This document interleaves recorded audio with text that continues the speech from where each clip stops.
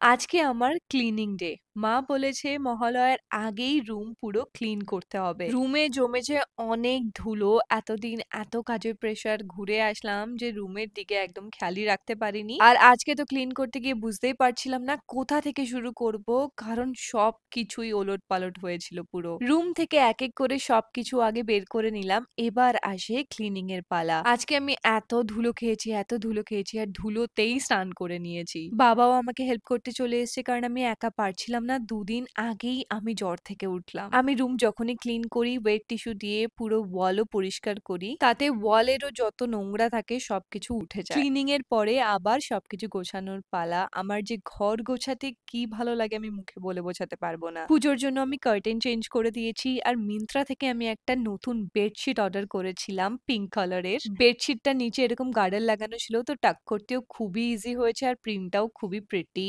আর বালিশগুলোর ডিজাইনও একটুখানি ডিফারেন্ট ছিল। এরকম প্রিটি প্রিটি বেডশিট তো আমার খুবই ভালো লাগে। রুম পরিষ্কার হলে মনে হয় নিজেকেও ফ্রেশ লাগে। এতদিন রুমটা নোংরা ছিল, মনে হচ্ছিল নেগেটিভিটি পুরো একদম ধরে বসেছে, আর এখন রুম পরিষ্কার হয়ে যাওয়ার পরে না সবকিছুই একদম ফ্রেশ ফ্রেশ লাগছে। আমি জানি তোমাদের অনেকেরই আমার রুমটা খুব ভালো লাগে। আমিও অনেক কষ্ট করে আমার রুমটাকে বানিয়েছি। আমার কাছে যা যা ফার্নিচার অ্যান্ড প্রোডাক্ট লিংক আছে আমি ট্যাগ প্রোডাক্টে দিয়ে দেবো, যাতে তোমরাও চেক আউট করতে পারো। আচ্ছা, এবার কমেন্টে বলে যাও তোমাদের পুজোতে কটা জামা হলো।